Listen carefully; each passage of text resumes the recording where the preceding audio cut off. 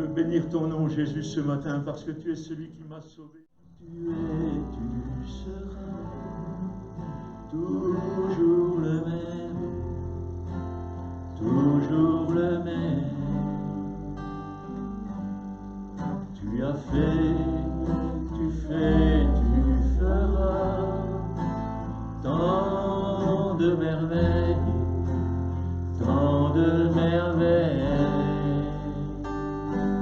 En ton temps, tout s'accomplit. Tu es Dieu, le grand je suis.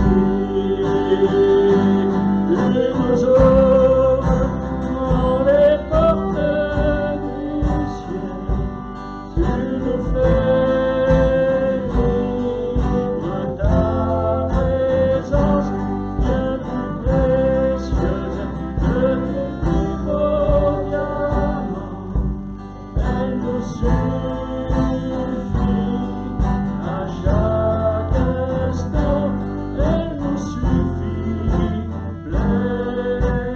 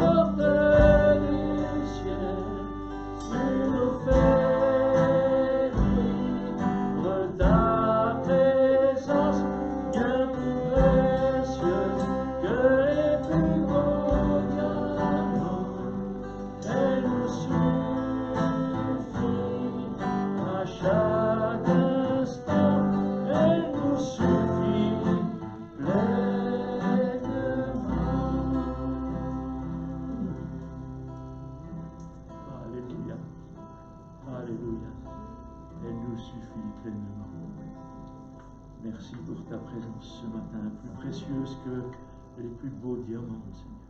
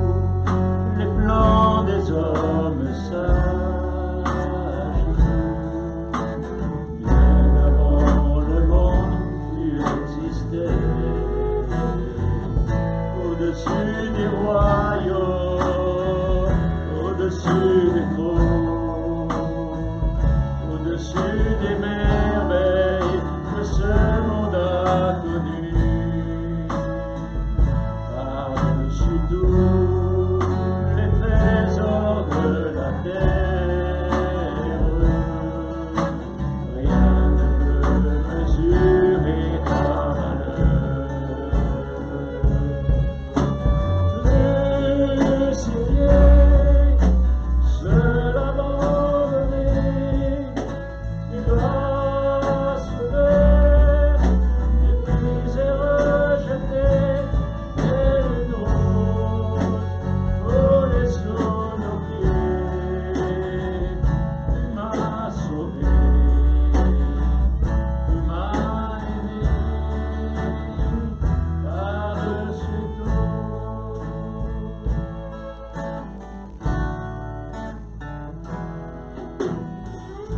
au-dessus des puissances, au-dessus des rois, au-dessus de la nature et de la création,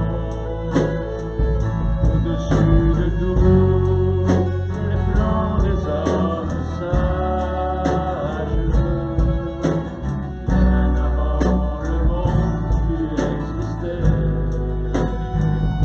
au-dessus des royaumes, au-dessus des trônes, au-dessus des merveilles que ce monde a connues, par-dessus tout les trésors de la terre, rien ne peut mesurer ta valeur.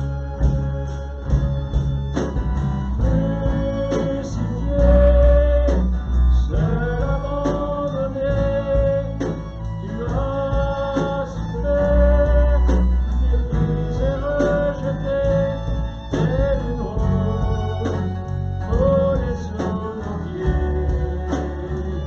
Tu m'as sauvé, tu m'as aimé, par-dessus tout. Crucifié, seul abandonné, tu as souffert, méprisé, rejeté, tel une rose volée sous nos pieds. Tu m'as sauvé, tu m'as aimé, par-dessus tout. Telle une rose volée sous nos pieds. Tu m'as sauvé, tu m'as aimé, par-dessus tout. Telle une rose volée sous nos pieds. Tu m'as sauvé, tu m'as aimé, par-dessus tout.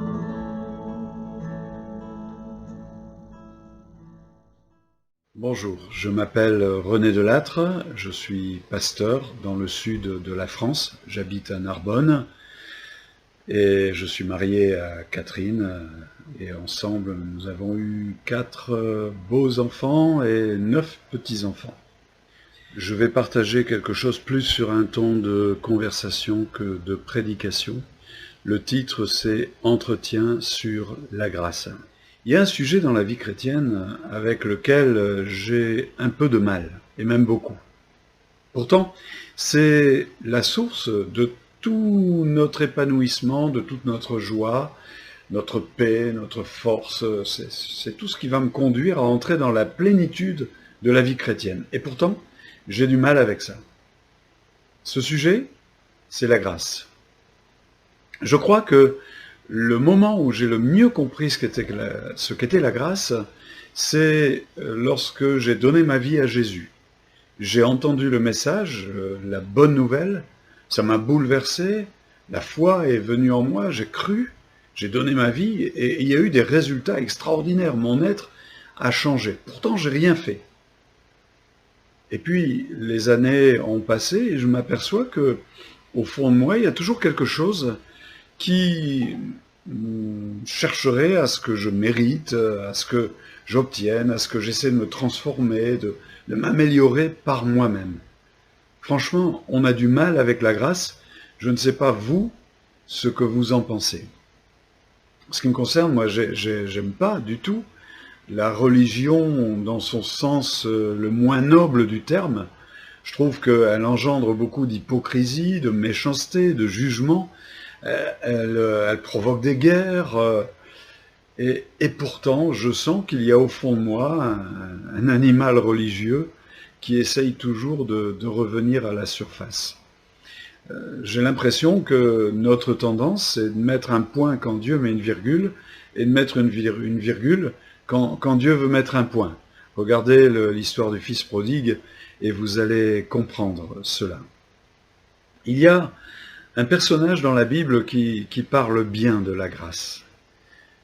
Personnellement, il fait partie de mon top 10. Je ne sais pas si vous avez des préférés parmi les personnages de la Bible, mais moi j'en ai. Ce personnage, c'est Méphibosheth. Méphibosheth, nous lisons son histoire dans le second livre de Samuel, au chapitre 9. Vous pourrez le lire. David dit, reste-t-il encore quelqu'un de la maison de Saül pour que je lui fasse du bien à cause de Jonathan. Quand David a trouvé Méphibosheth, il lui a dit « Méphibosheth » et Méphibosheth a répondu « Voici ton serviteur ». David lui dit « Ne crains pas, car je veux te faire du bien à cause de Jonathan, ton père. Je te rendrai toutes les terres de Saül, ton père, c'était son grand-père, et tu mangeras toujours à ma table. » Il se prosterna et lui répondit « Qu'est-ce que ton serviteur pour que tu regardes un chien mort tel que moi ?» Et puis à la fin, eh bien, il est écrit « Méphibosheth mangea à la table de David comme l'un des fils du roi. » C'est une belle histoire, une histoire qui a très mal commencé. Méphibosheth appartenait à la maison royale de Saül, et Saül est mort, et David l'a remplacé. Et quand il y a un nouveau roi, la coutume terrible, c'est que ce roi massacre tous ceux de la maison royale précédente. Alors la nourrice de Méphibosheth a compris ça, et elle a voulu s'enfuir. Et Méphibosheth avait seulement 5 ans. Et en s'enfuyant, elle a fait une chute, et certainement que sa chute a été très grave, puisque jamais Méphibosheth ne s'en relèvera. Il est boiteux des 2 pieds, nous dit la parole de Dieu. Alors on le retrouve là, dans ce village, ou cette ville à Lo-Debar. Il est boiteux, tous les jours il se souvient de ce qui s'est passé. Il sait que la famille royale le cherche, et il pense que c'est pour le tuer, puisque c'est un des derniers survivants. On voit aussi qu'il a de sa personne une très mauvaise opinion. Il se regarde comme un chien mort. À l'époque, les chiens n'étaient pas comme les gentils toutous que nous avons aujourd'hui. Et puis, on ne touchait pas ceux qui étaient morts. C'était vraiment impur. Alors lui, non seulement il se regarde comme un chien, mais comme un chien qui est mort, qui plus est. On se retrouve dans cette histoire. On a longtemps pensé que Dieu nous cherchait pour régler ses comptes avec nous, qu'il est toujours là pour nous présenter la facture. Et ce que ne savait pas Méphibosheth, c'est que David le cherchait justement pour lui apporter plein de bonnes choses qui allaient transformer sa vie. Et c'est exactement ce que Dieu fait avec nous. Alors, ce que je voudrais qu'on retienne en premier lieu, c'est qu'un jour on a découvert ça. Et ce jour-là, nous avons donné notre vie à Jésus-Christ, et c'est ce que nous appelons le jour de notre conversion. Mais savez-vous qu'aujourd'hui encore, si Dieu nous cherche, s'il cherche le contact avec nous, c'est toujours pour manifester son amour et pour nous bénir. Plusieurs choses vont changer dans la vie de Méphibosheth, 3 exactement. La première chose, c'est qu'il va devenir un propriétaire terrien. Il a de grandes terres, et c'est certainement pas quelques mètres carrés, ça doit être des hectares et des hectares. Il va donc devoir apprendre à découvrir les limites de sa propriété. Eh bien, la grâce, c'est ça aussi. C'est connaître les limites de ce qui nous appartient. La Bible dit que nous avons tout pleinement en Christ, que nous sommes co-héritiers.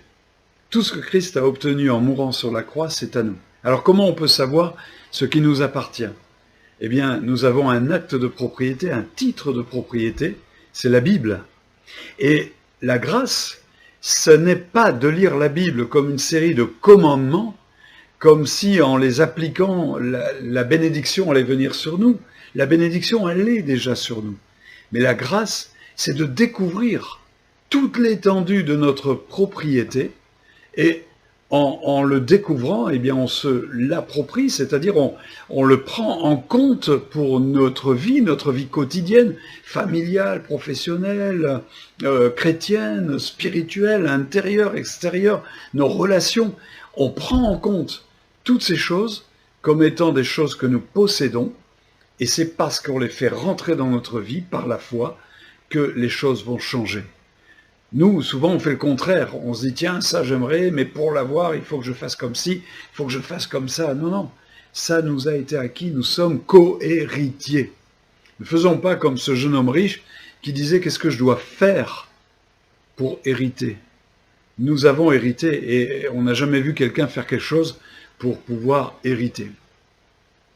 La deuxième chose, c'est qu'il a des serviteurs. C'est nouveau pour lui, ça. Si on compte Siba, ses fils et ses serviteurs, ça fait 36 personnes. Il a des serviteurs. C'est son identité qui change. Il n'est plus l'esclave, il n'est plus le serviteur, mais il est le maître. Il a donc une autorité également. Il a une identité et il a une autorité. Nous devons savoir qui nous sommes et ce que nous sommes. Vous connaissez l'histoire de ce soldat napoléonien, alors que l'empereur faisait la revue de ses troupes, son cheval s'est emballé. Et ce simple soldat est sorti des rangs. Il a désobéi, hein. Il est sorti des rangs, il a couru, s'est jeté sur le cheval pour l'arrêter dans son emballement. L'empereur le regarde et lui dit « Merci, capitaine ».